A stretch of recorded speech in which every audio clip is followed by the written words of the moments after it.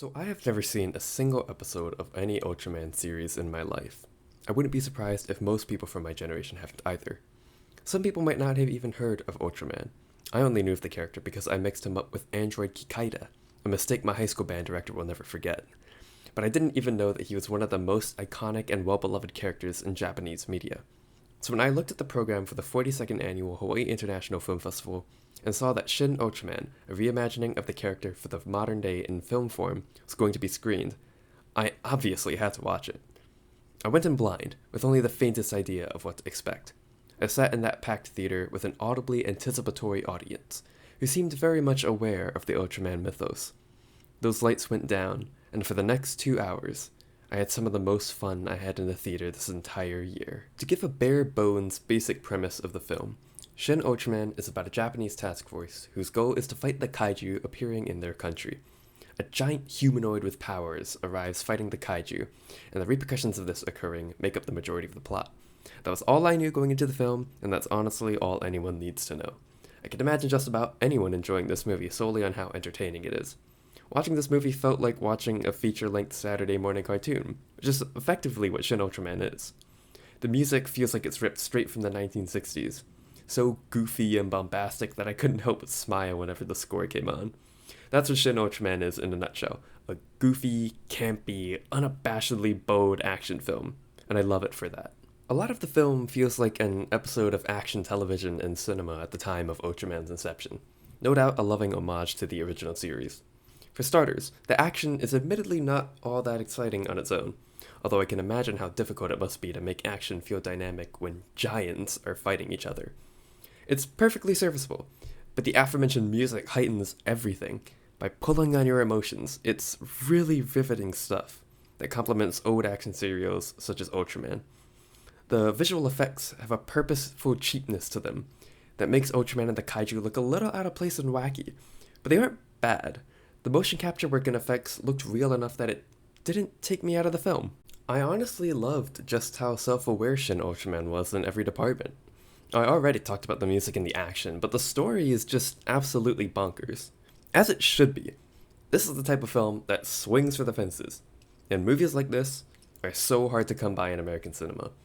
Most American action films released today focus on the story and getting emotions out of people, with some humor sprinkled in to get a good laugh and convince the audience that they're having a good time. Yes, there's action that is filmed well enough that places these movies within the genre, but I never find myself particularly engaged through the whole film, only mildly enjoying everything on the screen.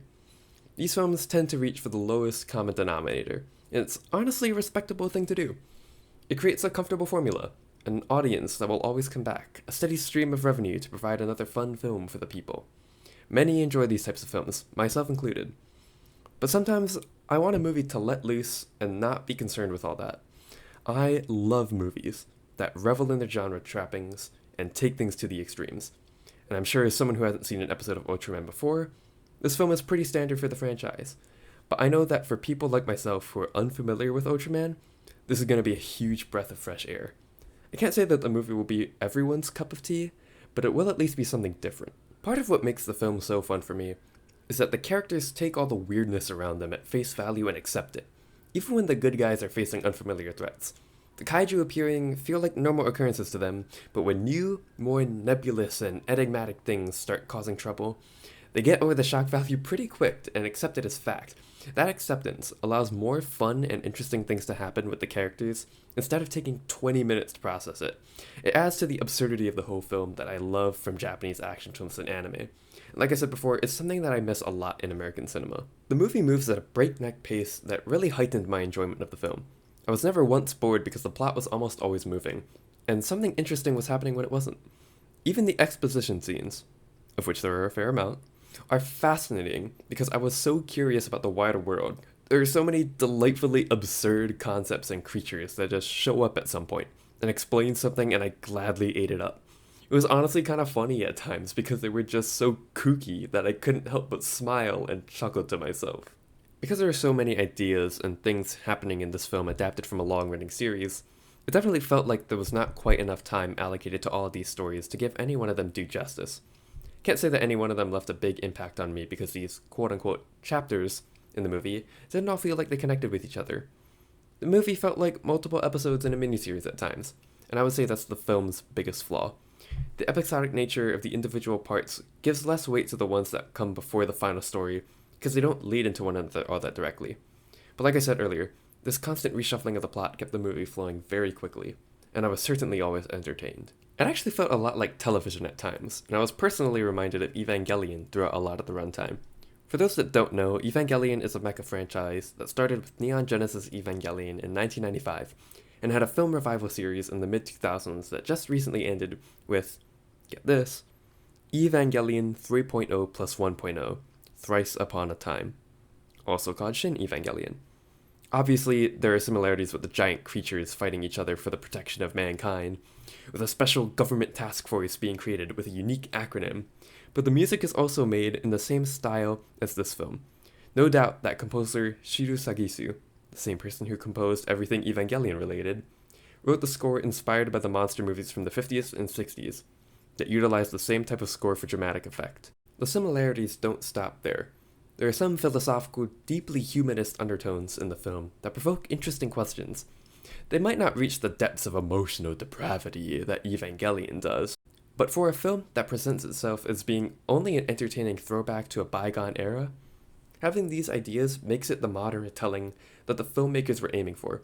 Balancing these ideas with the over-the-top action spectacle could have made the movie a real tonal mess, but they coalesce wonderfully. I especially found the question of whether or not humanity is even worth saving because of our greed and a want for power to be incredibly captivating. It serves as the backbone of Ultraman's surprising character development, and I say surprising because I expected nothing but a good time from this movie, and I got that in spades. But as someone who loves stories with interesting characters that serve to convey a theme, I wound up enjoying Shin Ultraman even more. His reason for protecting humanity is optimistic and filled with a desire to see the best in people that just made me really happy.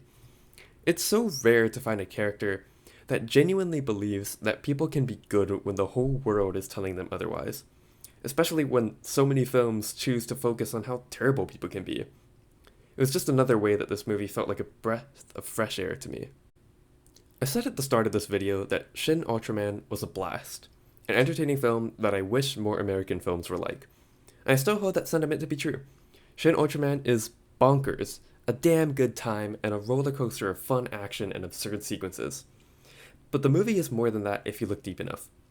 It's a story about how truly small humanity is in the grand scale of the universe, and that despite our shortcomings, there may be something worth saving after all. When it comes to a theater near you, I would highly recommend you to watch it. There's something for just about anyone to enjoy. Maybe that's why the Ultraman character has been a beloved icon for over 50 years.